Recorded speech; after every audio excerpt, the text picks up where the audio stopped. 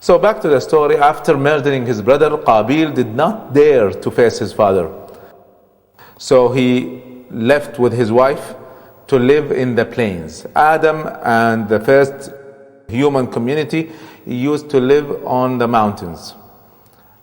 Now he left this community to live alone and start his own community far away from his father and his brothers and sisters and their descendants. Qabil, the eldest son, Cain, and his wife started to reproduce, and they had their own children, and they had their own offsprings and great grandchildren, and soon they became their own community. Because they were away from their prophet Adam and his teachings, and because they started by a sin, killing his own brother, this community gradually became engrossed in sin and wrongdoings, deviation away from the religion of Allah, from God. And they were away from the preachings and the practices of Adam, who told them, his people, whenever something happened, what to do, what is the law of God. Now they started to, Qabil and his own children and community started to invent their own laws. Meanwhile, Adam, who discovered that his son was killed, his son Abel was killed, he and his wife Hawa, Eve, missed Habil so much. He was a very good son, very gentle. And so they started to pray to God for another son, just like him. And their prayers were answered. And Hawa gave a birth to Sheath. Now, Sheath means the good blessings, because he was an answer to a prayer, and he was blessed by Allah subhanahu wa ta'ala, and he was chosen by Allah to become the next prophet after Adam. So Adam taught Sheath as much as he can. Adam's knowledge is huge. I mean, God taught him the names of everything. He taught him the origin of all industries, everything. And he's trying to teach his people everything. So he started to teach Sheath the knowledge, not only of this earth, but what he has seen in paradise and the heavens, the details of that. And Sheath learned as much as he can, and he became a very good leader of his people. When the time for Adam came to die, now the angels descended from heavens and took a human form to show Sheath and his brothers and sisters and the descendants of Adam what to do to their dead ones. Meanwhile, Adam, these angels came down away from Adam and started to walk as humans towards Adam.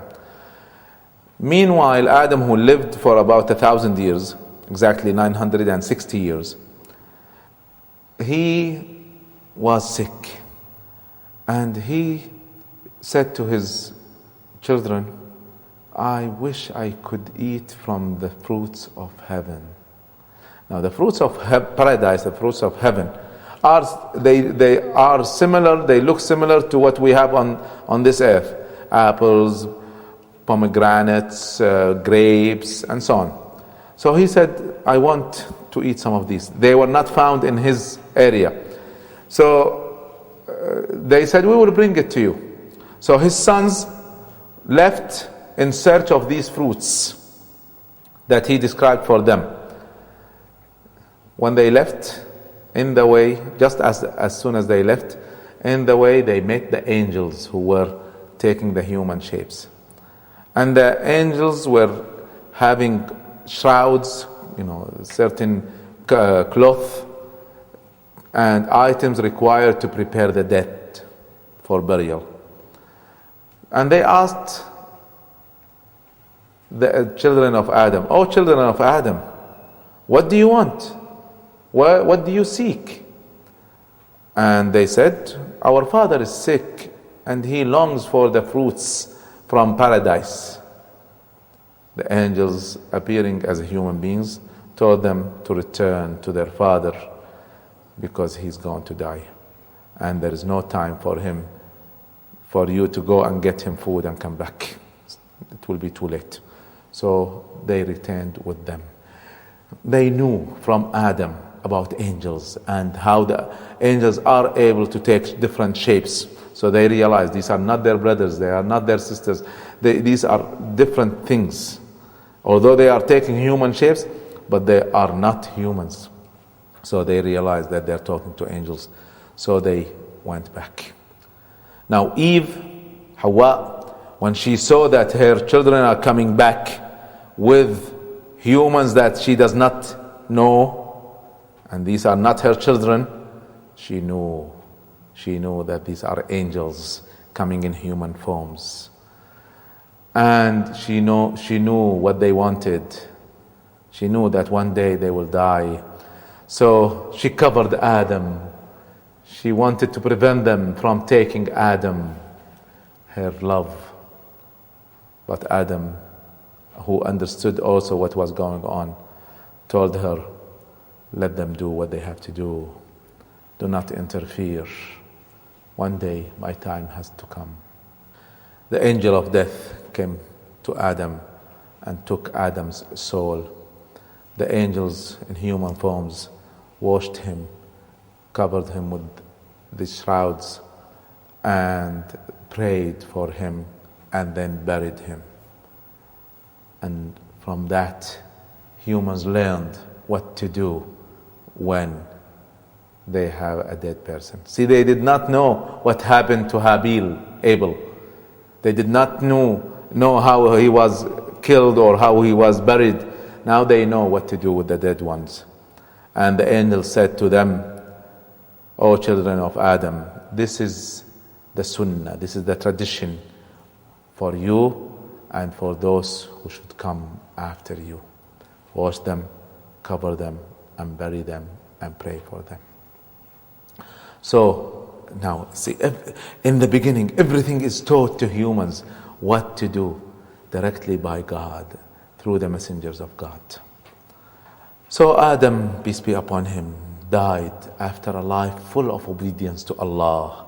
He never disobeyed Allah except for that one time when he tasted the fruits of the forbidden tree in paradise. He never after that disobeyed Allah in any way. For 960 years that he lived on earth, he lived a life of piety and obedience. He was an example and model for humans. 1 year after Adam's death, Eve, Hawa, also died. And Sheeth took over as the head of humans, and also their prophet, succeeding his father. Although he was not mentioned by name in the Quran, but Prophet Muhammad ﷺ told us about Sheeth in many sayings, and he told us that he was a just leader, a great prophet, and he was given 50 scriptures from Allah subhanahu wa ta'ala. 50 books. And the Bible, the Torah, the Quran are books of God, and Sheeth had 50 books. Why so many? Because see, humanity just started and they needed laws to organize their life and establish justice among them and make them live in peace and guide them towards Allah and make them understand what awaits them in the day of judgment. So Sheeth, one of the greatest prophets who ever lived. Now, by this time, as we said, Adam's descendants had been split into two clans, two groups. The descendants of Qabil, the first man who committed a murder, who killed his brother, who ran away to live on the plains.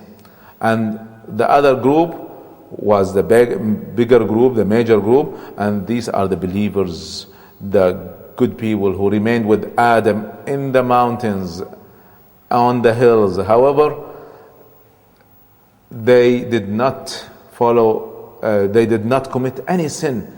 They were not affected by Qabil in any way.